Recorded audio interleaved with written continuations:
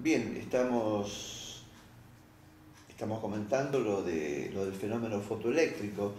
El fenómeno fotoeléctrico es uno de los puntos, digamos, críticos dentro de la evolución o dentro del desarrollo de la física como disciplina, ¿no? Es decir, en realidad la mecánica cuántica, o sea, el problema de los cuantos o la forma de interpretar la realidad a través de los cuantos es un problema un poco anterior, o sea, digamos, aparece con la situación de la catástrofe ultravioleta, en donde la energía no puede emitirse en forma continua, sino que la energía tiene que emitirse en forma de paquetes. Ese fue el trabajo de Planck. Al mismo Planck, digamos, de alguna manera le costó aceptar estas ideas acerca de una realidad no continua, sino una realidad cuántica o cuantificada.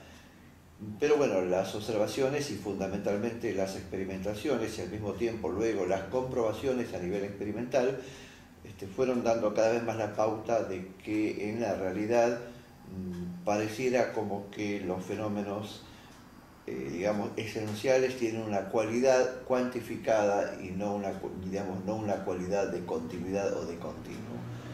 Es decir, el continuo espacio-tiempo es una decodificación del ser humano.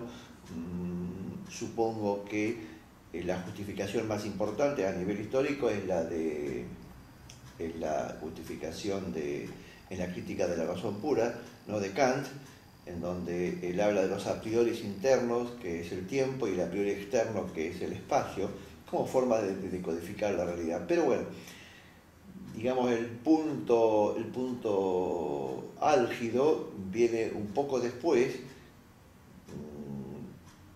de este análisis de la catástrofe ultravioleta, que tiene que ver con el fenómeno fotoeléctrico.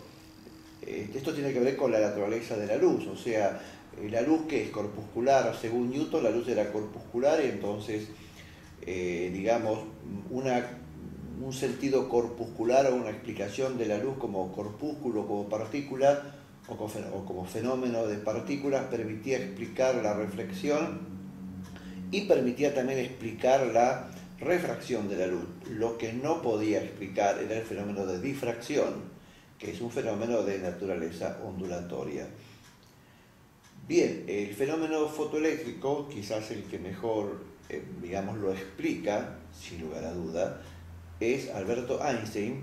Hay un libro muy claro de él que se llama La física aventura del pensamiento, de Alberto Einstein y de Infeld.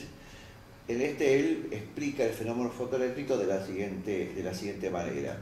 Si nosotros hacemos incidir un haz de luz monocromático sobre una placa metálica, digamos, la luz al incidir produce, digamos, un efecto de radiación, digamos, de materia de la placa. Ahora la pregunta es, ¿cómo sale esa materia de la placa? ¿Cómo es la radiación? Si es en forma, digamos, de un continuo o en forma cuantificada, en forma de cuantos. Bien, el ejemplo que da Alberto Einstein es el siguiente. Supongamos que nosotros tenemos un paredón de contención donde llega el mar y ese paredón de alguna forma, digamos, es barrido o lamido por el mar. Entonces, digamos, la pérdida de masa o de materia del paredón se podría suponer casi como una pérdida continua de masa. Pero, por el contrario, si suponemos, dice Einstein, colocar un pelotón de fusilamiento, o sea, un grupo de personas que disparen proyectiles contra el paredón, entonces el paredón va también, digamos, a perder masa, pero la forma en que va a perder masa va a ser una forma, digamos, cuantificada en el sentido de que digamos, cada proyectil al incidir sobre el paredón va a expulsar del mismo en un volumen más o menos similar al volumen del proyectil que ingresó en el muro.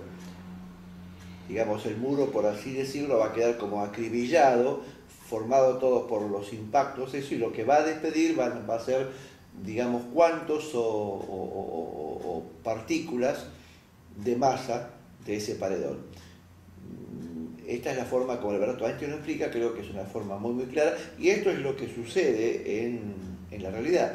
O sea, la placa, digamos, no expulsa materia en forma, digamos, ondulatoria o continua, sino que por el contrario lo hace en forma discontinua, en forma, digamos, de electrones, en forma, digamos, de cuantos de materia.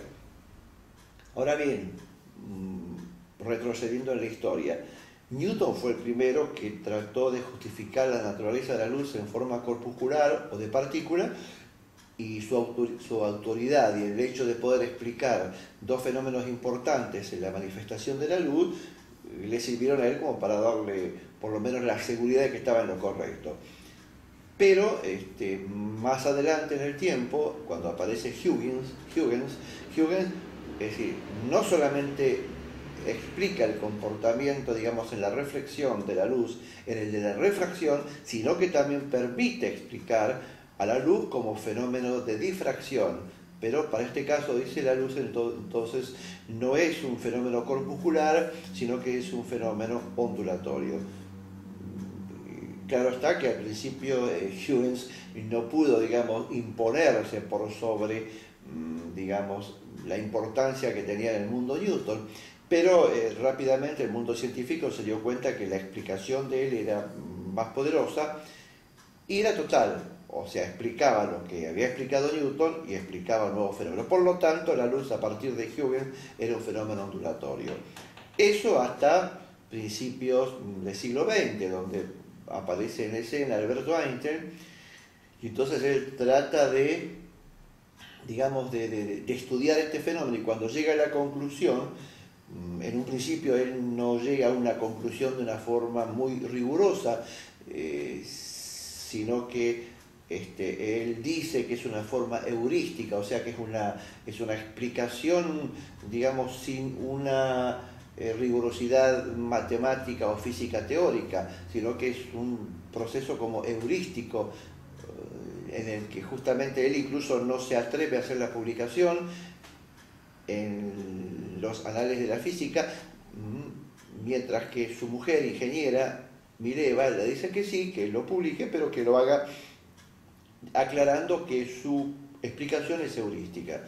Alberto Einstein lo hace, bueno, y de esta manera él gana luego el premio Nobel con esta, digamos, explicación del fenómeno fotoeléctrico, no como fenómeno, digamos, corpuscular solamente, sino que él tiene la idea de que el comportamiento, digamos, de la luz frente al experimento tiene una dualidad. O sea, la luz se comporta. Si nosotros le preguntamos a la luz a través de un experimento en donde la solución debe ser corpuscular, la luz nos contesta a nosotros sí, digamos, soy un corpúsculo. Y si le preguntamos a través de un fenómeno de naturaleza ondulatoria, la luz responde sí, soy onda. Esto evidentemente es terrible para los físicos porque quiebra lo que se llama para ellos lo que puede ser la objetividad, en cuanto a que, digamos, hasta ese momento los fenómenos ondulatorio y corpuscular eran fenómenos, digamos, excluyentes. Si uno se cumplía, el otro no podía cumplirse. Lo son en cierta medida, todavía lo siguen siendo, pero frente a la experimentación, pero no en la realidad como totalidad. Aparentemente como totalidad, la luz puede ser tanto una onda como un corpúsculo, y eso, insisto, en estos momentos de la historia es un punto crítico, es un momento, digamos, difícil de aceptar, especialmente para la mentalidad y para los físicos de ese momento de la historia. Es decir, quebrar la objetividad es muy difícil, porque quebrar la objetividad en alguna medida, digamos, la objetividad es la base de la investigación científica. Lo que es válido para uno debe ser válido para todos, independiente de la persona. O sea, la ciencia es un fenómeno objetivo, no un fenómeno subjetivo. ¿Qué pasa con este fenómeno?